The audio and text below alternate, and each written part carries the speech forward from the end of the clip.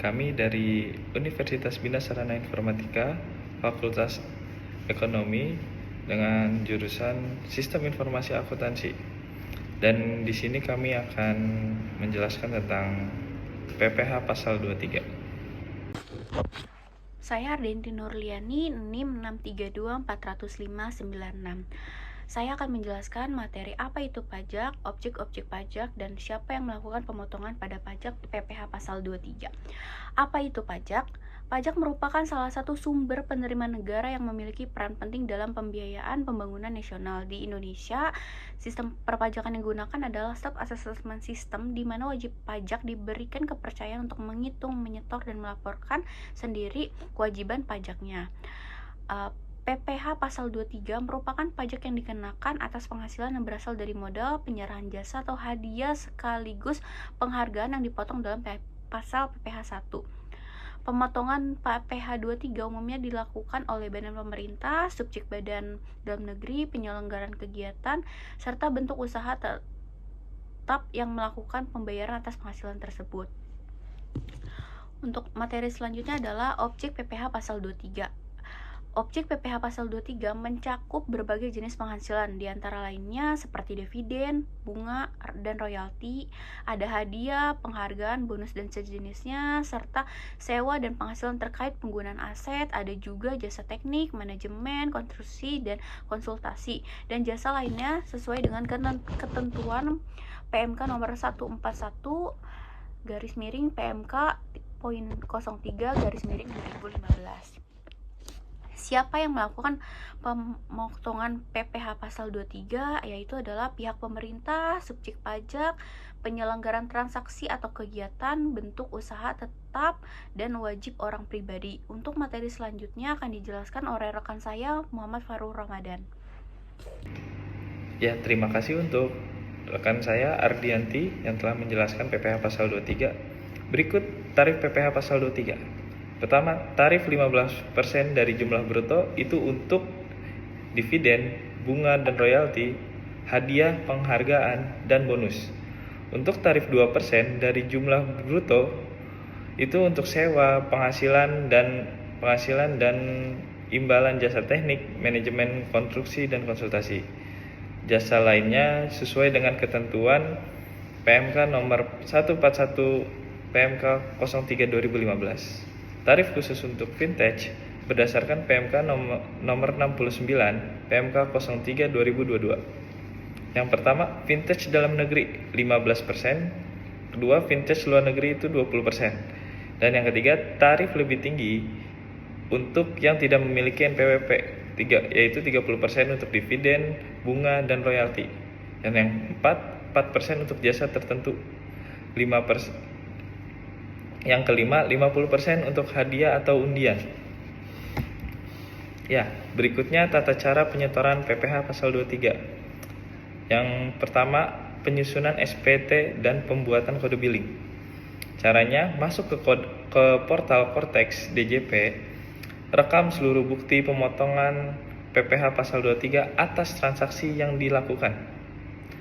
Setelah draft SPT masa unifikasi selesai, disusun dan difinalisasi, sistem akan menerbitkan kode billing secara otomatis.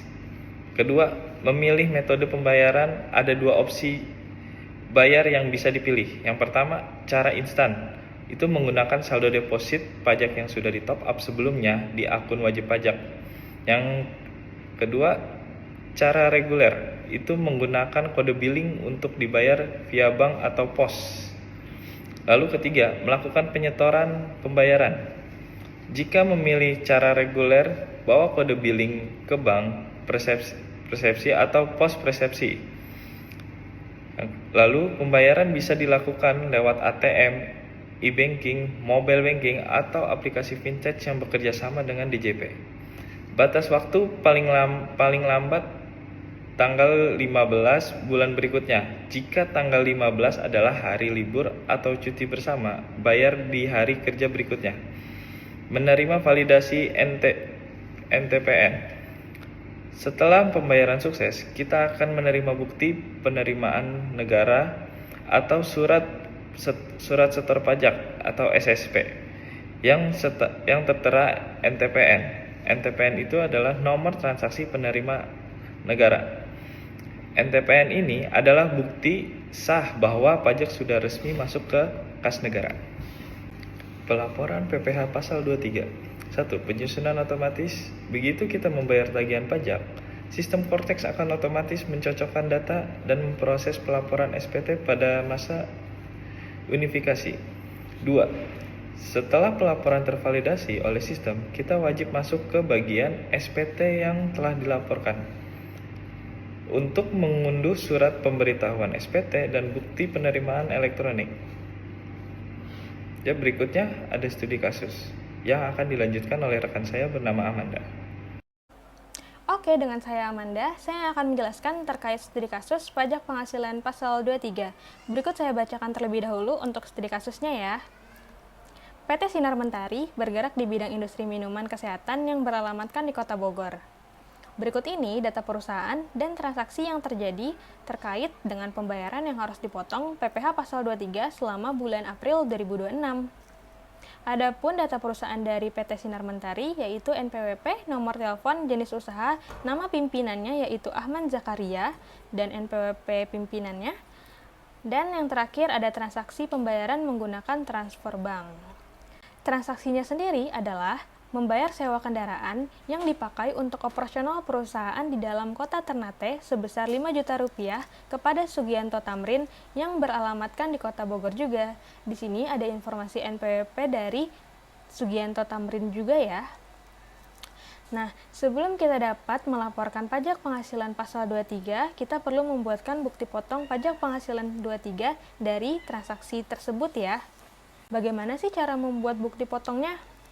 Yang pertama, kita perlu login Cortex dari PIC atau Direktur PT Sinar Mentari ya, karena di sini kita sebagai PT Sinar Mentari yang melakukan transaksi kepada Sugianto Tamrin.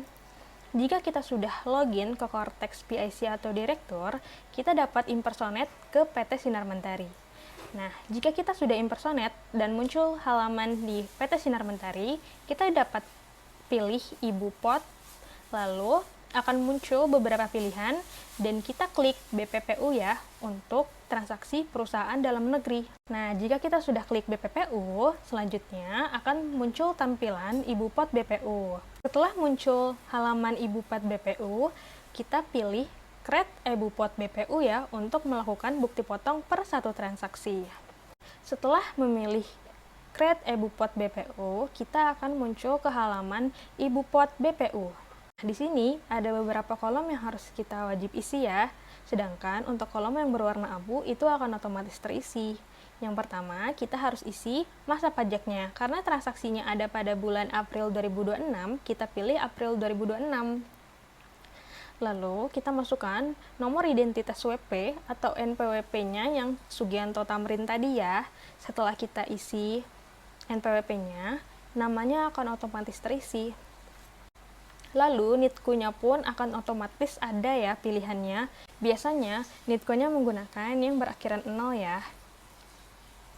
Selanjutnya kita perlu mengisi pajak penghasilan. Di sini ada fasilitas yang dimiliki oleh penerima penghasilan. Karena Sugianto Tamrin tidak memiliki fasilitas pajak, di sini kita pilih tanpa fasilitas ya. Jika perusahaan ada fasilitas, itu akan muncul pilihannya seperti SKB atau PP55. Selanjutnya ada nama objek pajak. Nah, nama objek pajak ini sesuai sama transaksi yang kita lakukan. Karena di sini kita sewa kendaraan, jadi kita memilih sewa dan penghasilan lain sehubungan dengan penggunaan harta, kecuali sewa tanah atau bangunan yang telah dikenai PPh pasal 4 ayat 2 UU PPh. Nah, selanjutnya, kode objek pajak, sifat pajak penghasilan, dan tarif pajak pun akan mengikuti nama objek pajaknya ya. Lalu, selanjutnya kita isi dasar pengenaan pajaknya atau DPP. Nah, karena tadi transaksinya 5 juta, kita input 5 juta. Dia akan otomatis terisi untuk pajak penghasilannya. Setelah kita isi dengan sesuai semua, kita isi juga jenis dokumennya. Di sini ada beberapa pilihan seperti surat tagihan, bukti pembayaran, surat kontrak. Itu bisa kalian isi sesuai yang kalian mau ya. Nah, karena di sini saya menggunakan surat tagihan, saya memilih surat tagihan. Kalian juga bisa mengisi nomor dokumennya jika ada, karena saya tidak ada, jadi saya pilih strip. Lalu tanggal dokumennya sendiri itu adalah 1 April 2026, sesuai transaksi yang tadi. Nah, NITku atau nomor identitas subunit organisasi adalah NITku dari PT Sinar Mentari sendiri ya, itu bisa dipilih juga. Setelah kita isi dengan sesuai, tekan submit. Setelah tekan submit, kita akan kembali ke tampilan awal BPPU, yaitu e-Buppat BPU. Di sini, bukti potong yang tadi kita buat itu akan muncul di masa pajak April 2026. Pilih bukti potong tersebut dengan cara klik kotak di bagian kiri, lalu pilih terbitkan agar bukti potong muncul di surat pemberitahuan atau SPT, agar bukti tersebut dapat dibayar dan dilaporkan ya. Nah, sudah selesai cara membuat bukti potongnya. Selanjutnya, kita akan membuat surat pemberitahuan atau SPT-nya. Nah, kalian bisa klik kolom surat pemberitahuan dan akan muncul beberapa pilihan lagi. Lalu kalian klik surat pemberitahuan, akan muncul ke halaman SPT belum disampaikan. Kalian dapat memilih buat konsep SPT untuk melanjutkan surat pemberitahuannya ya. Nah, untuk selanjutnya, hingga pelaporan pajak penghasilan pasal 23 akan dibantu oleh Sasa ya, teman saya. Perkenalkan, nama saya Nafisa Azahra dengan NIM 63240050. Oke, langkah selanjutnya yaitu pilih jenis pajak, kita klik yang PPh unifikasi. Lalu setelah itu klik lanjut. Tahap kedua, pilih periode pelaporan SPT, periode dan tahun pajaknya kita pilih April tahun 2026. Setelah itu klik lanjut. Oke, setelah itu masuk ke yang ketiga, pilih jenis SPT, jenis SPT-nya normal. Setelah itu buat konsep SPT. Jika sudah sesuai, NPWP dan nama pertanda otomatis akan terisi. Checklist kotak, lalu pilih bayar dan lapor. Setelah itu isi dengan Paspreps. Kode billing akan otomatis terdownload. Jika sudah melakukan pembayaran, seluruh bukti potong yang sudah dibuat dan dibayar dapat didownload pada bagian BPPU telah terbit dan filter masa pajak sesuai transaksi, lalu pilih icon PDF untuk download bukti potongnya. Berikut adalah bukti potong atas transaksi PT Sinar Mentari pada Sugianto Tamrin. Untuk kesimpulannya, pemotong PPh pasal 23 wajib memberikan bukti pemotongan kepada pihak yang dipotong sebagai tanda pelunasan pajak yang dapat dikreditkan dalam SPT tahunan. Selain itu, pemotong juga harus melaporkan pemotongan pajak melalui SPT masa PPh pasal 23/26 ke kantor pelayanan pajak paling lambat 20 hari setelah masa pajak berakhir. Untuk sarannya, pemotong pajak sebaiknya melakukan pencatatan dan pelaporan pajak secara tepat waktu agar terhindar dari keterlambatan dan sanksi administrasi. Selain itu, bukti pemotong perlu disimpan dengan baik agar dapat digunakan sebagai dokumen pendukung dalam pelaporan pajak tahunan. Cukup sekian dari kelompok kami, kurang lebihnya mohon maaf. Wassalamualaikum warahmatullahi wabarakatuh.